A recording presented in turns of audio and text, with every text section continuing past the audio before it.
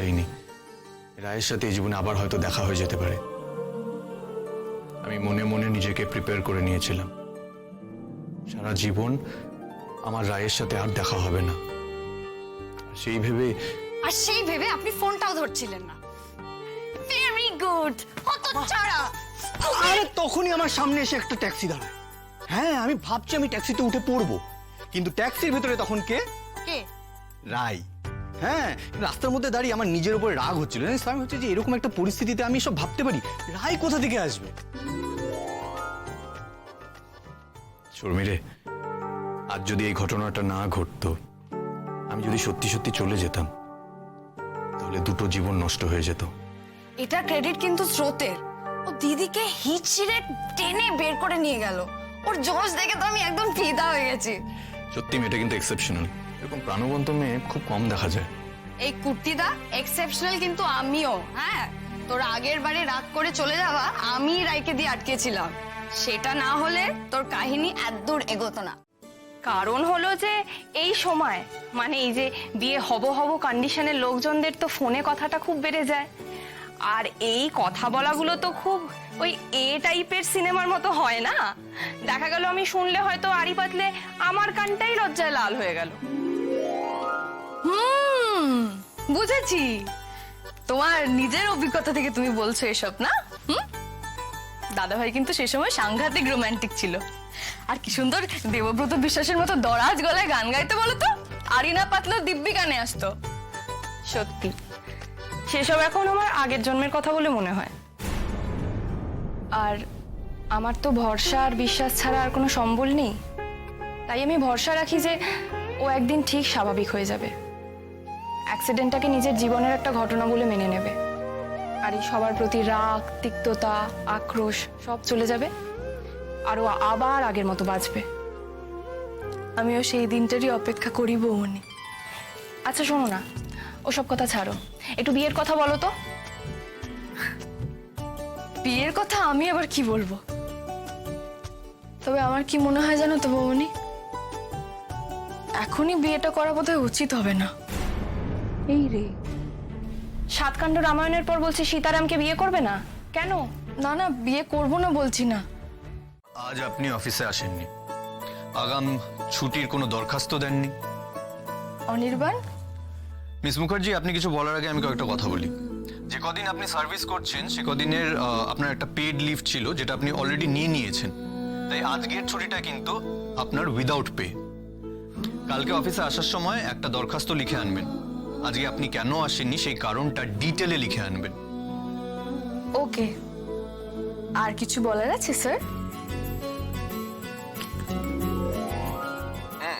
আচ্ছা, তো আরো অনেক কিছুই। রাই, কখন দেখা হবে? কেন? কাল যখন ছুটির দরখাস্ত দিতে যাব তখন? এই না না না না না, প্লিজ, ততক্ষণ দেখা না হলে কিন্তু আমি সত্যি মরে যাব। আজ সন্ধ্যে 7টায় ক্যাফে মাজুলিতে চলে এসো। অসম্ভব, বাড়ি থেকে সন্ধ্যাবেলা মা কোথাও বেরোতে দেবে না আমাকে। ওসব বললে আমি বাড়িতে চলে যাব, কিন্তু না, সিরিয়াসলি বলছি। পারমিশন নিয়ে আমি এই বিয়েটা করছি, পারমিশন নিয়ে ডেটেও যাব। এবার কিন্তু জবরদস্তি হচ্ছে। আপনি তো জবরদস্তি ছাড়া মানেন না, তাই অগত্যা ওই পথটাই বাঁচতে হলো। যে কি করবে তুমি আমি যদি জবরদস্তি করি?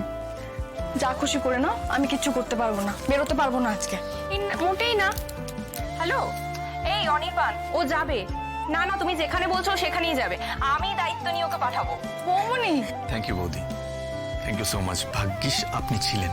এই আপনি ঠাপনি না, আমাকে এ বাড়িতে সবাই বৌমুনি ডাকে, আজকে থেকে তুমিও তাই ডাকবে। আচ্ছা ঠিক আছে। এই নাও নাও, এবার তোমরা প্রেমালাপ করো, আমি চললাম। বৌমনি। হ্যালো। হ্যাঁ শুনছি। স্রোত আর বৌমনি না থাকলে না আমাদের প্রেমটা অঙ্কুরেই কেচে যেত। আচ্ছা যাই হোক, তাহলে দেখা হচ্ছে কিন্তু 7টায়। বৌমনি যখন কথা দিয়ে দিয়েছে তখন ননদিনীর উপায় কি? তোমায় কিন্তু আমরা যথেষ্ট সাবধান করেছিলাম অনির্বাণ, তারপরেও তুমি না না অনির্বাণ না, তুমি কিন্তু খুব বড় একটা ভুল করে ফেলছো। আচ্ছা অনি, তোর বাবা মা রায়কে চেনে? ওরা কি এই বিয়েটাকে মেনে নিয়েছে? যাই হোক, তুই তো জানিস, তুই তো শুনেওছিস সবকিছু। তারপরও এরকম একটা হঠকারী সিদ্ধান্ত নিলি কি করে বলতো? আর দেখ, আমার মনে হয় তোর আর একটু ভাবা উচিত এই বিষয়ে। কাকিমা আমি জানি, আর নিজের বোধ বুদ্ধি দিয়ে সবকিছু বুঝেওছি, কিন্তু আমি এই বিষয়গুলো নিয়ে, এই কথাগুলো নিয়ে আমি তোমাদের সাথে আর আলোচনা করতে চাইছি না। রাইকে তোমাদের থেকে একটু হলেও আমি বেশি জানি, একটু বেশি বুঝেছি, ওকে চিনেছি। ইনফ্যাক্ট ও কেমন, ওর চরিত্র কেমন, সেসব বিষয় নিয়ে বাইরের কারো কাছ থেকে আমার আর জানার কোনো আগ্রহ নেই।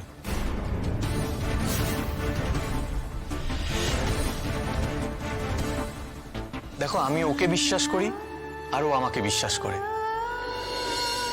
কাকিমা, প্রত্যেকটা মানুষের জীবনে কিন্তু একটা পাস্ট থাকে, আমারও আছে। আমার তো 5 বছরের একটা বিবাহিত জীবন ছিল, সেটা যখন রাই ওরকম গ্রেসফুলি অ্যাকসেপ্ট করে নিয়েছে, তখন ওর পাস্টটাও আমার অ্যাকসেপ্ট করে নেওয়া উচিত, তাই না?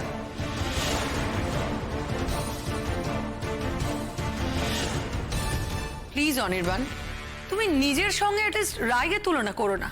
দেখো, একটা ছেলের আগে একটা সম্পর্ক থাকা আর রায় তার বিয়ের দিন নিজে দাঁড়িয়ে থেকে বিয়েটা ক্যান্সেল করে ওর এই অকর্মণ্য বোনকে আমাদের সূর্যের ঘাড়ে চাপিয়ে দেয়া, দুটো কিন্তু একদম আলাদা। আমাদেরটা শুধু সম্পর্ক ছিল না বৌদি, একটা লম্বা যৌথ জীবন ছিল। তাতে কি অনি, তোদের তো ডিভোর্স হয়ে গেছে, তোরা তো কেউ কাউকে ঠকাসনি। দেখ, তুই যতই বলিস তুই রাইকে চিনিস, কিন্তু আমি জানি না, বলতে পারবো না যে তুই কোনোদিনও রাইকে আমাদের মতন করে চিনতে পারবি কিনা।